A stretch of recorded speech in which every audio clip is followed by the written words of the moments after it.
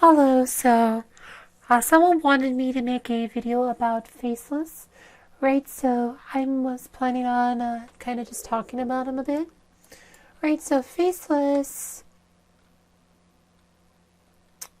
where are we? So Faceless, his main thing is that his ult lets him change into an ally who used an enemy or ally that was the last one to use their ult. I mean, there's a few heroes he can't copy, but for the most part, like, he copies the most recent ult somebody else used.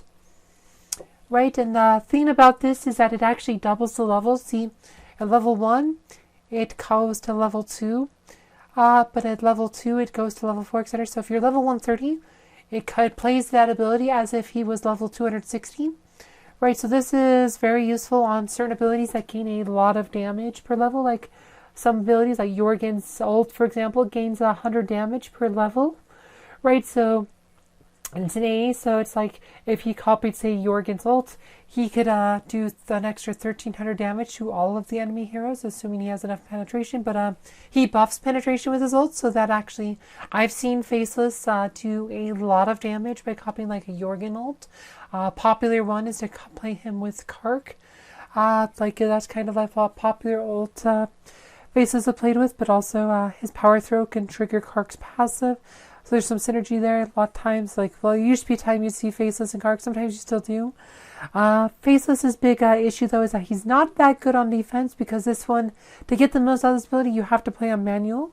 So he's more of a campaign hero, or, like I said, sometimes you'll see him attacking in Guild War, but not so much on defense and stuff. And Kark teams kind of take a step back since Axel's coming to play. We'll talk about his other abilities a little bit, but to get the easiest way to get Faceless Souls is actually you can get him from the Friendship Shop.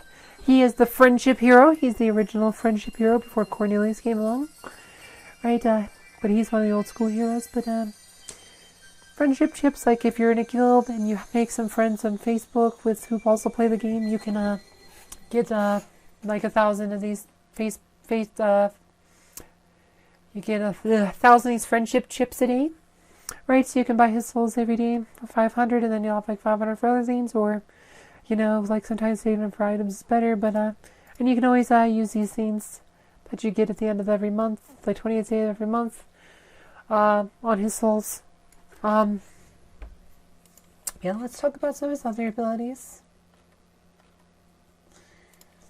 But like he's been really important in the campaign. Like there was a time when he was kind of like the go-to hero to beat Archdemon at the end of chapter 8.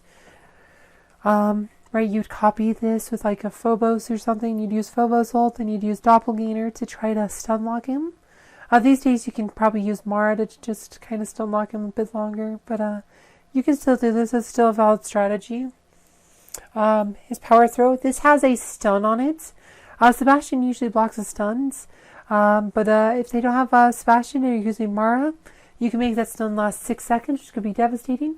Or if you're using Merlin, sometimes you can get that power throw off before the Sebastians on the other team can use his song.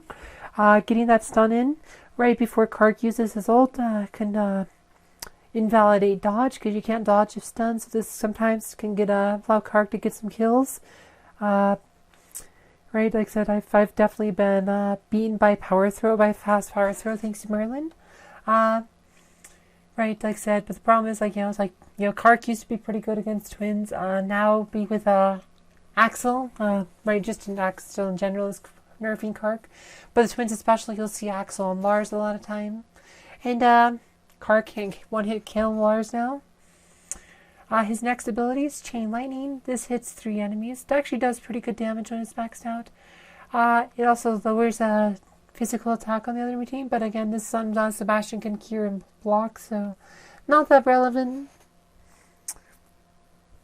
And then there's this one. This is his passive. This is actually a really good ability. When it's maxed out, it adds 3,300 magic defense to your entire team. This is actually, might not sound like a lot, but that's enough to make the difference for certain heroes like Luther or something. Like you can actually get Luther's magic defense up pretty high with Faceless and Mara as his patron, where you can get Luther's magic defense high enough that he's not taking max damage from like a Celeste with a Merlin patron. Right, so that can be relevant. It could be used with like Chava or Astaroth for similar effects. Right? Right,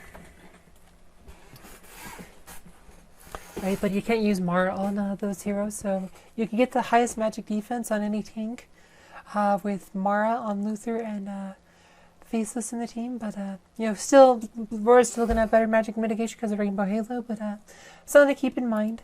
And this can also help you against AEs, against heroes who don't have like good magic penetration, like Helios who doesn't have any, or Krista who doesn't have any naturally, etc. So you can get reduce some of their damage that way with this. So this is a really good ability. I said, Faceless, kind of more of a support, but he does, like I said, he can do good damage, especially on the offensive end with certain heroes, like Hark, like Jorgen,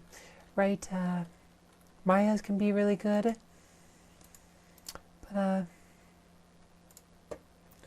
let's see, seems like there's something else I wanted to say on. Oh, we need to talk about his artifacts and skins. I'm like, oh my god, I'm missing something important. And his Glyphs. So Glyphs, he's a magic attacker mostly, but you probably want his magic pen first. It's hard to say. I guess it depends what kind of team you're building. Because he has both a physical and a magical attack glyph, because he needs both of those really. And his physical attacks a lot lower because he's an intelligent based hero. That's part of the other reason why he doubles the level, to try to get the physical attack ones a bit higher. But the magic attack abilities, man, he can really do some damage. But magic penetration, magic attack, intelligence, I mean, I'd probably take all these. Maybe health, maybe a bit lower. Sometimes it's better to have lower health because you can't undo it. But I'd say there's no harm in doing these other four.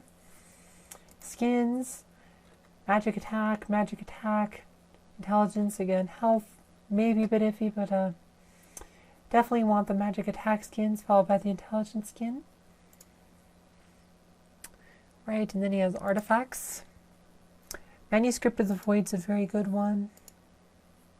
This is a magic pen buffer. That's probably going to be your main one to do, because magic penetration buff, right? He's like one of 4 heroes who buffs magic penetration. The others are Ryan, Lars, and Mojo. Right, so this is a relevant ability. Like I said, this is some of the probably, like I said, it's probably his most important artifact, is because, right, I don't think he has good magic penetration otherwise. I mean, it's okay, but I think his magic penetration is normally pretty low. I don't know it off the top of my head, but, oh, but I didn't mean to X out of that completely.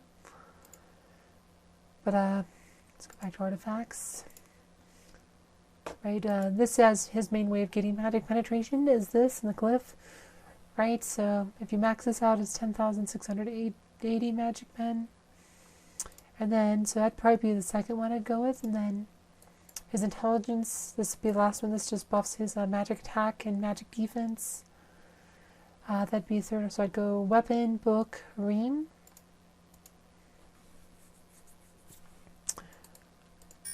Right, so let's see if I can find any Kark teams in my log.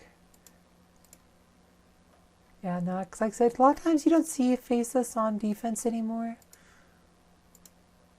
Because it's like the Kark teams, like I said, it's just, because Kark, like that, is just, Faceless is not a good defensive hero, so you really only see him on the offense.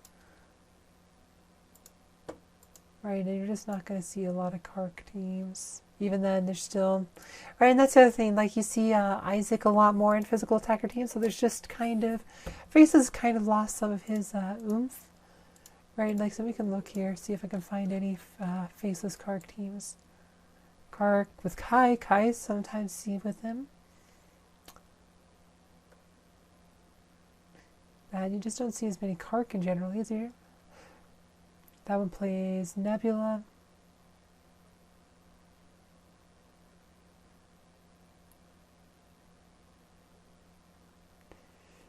Yeah, I don't think I'm going to see any Kark or even any Facelesses in these. Faceless, there's Kark, no Faceless. Another Kark. Again, Nebula. Oh, there's Faceless. So there you go. So there's a Faceless Kark team. Right, like just one.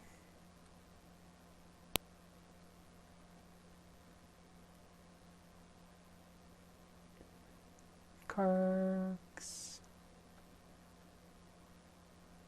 There's another one. Kark, Isaac, Faceless. But Kark, Yasmin, Dante. And that's the thing. It's just kind of, there's just better options to put on defense most times. So you don't see Faceless much. But you know, like I said, he can stack that. I feel like he's still useful on the attack and on campaign.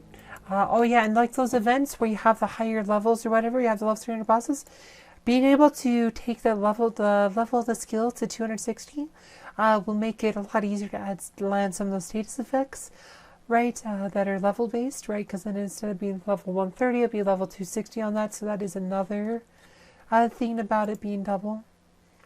Anyway, I hope you guys found this video informative.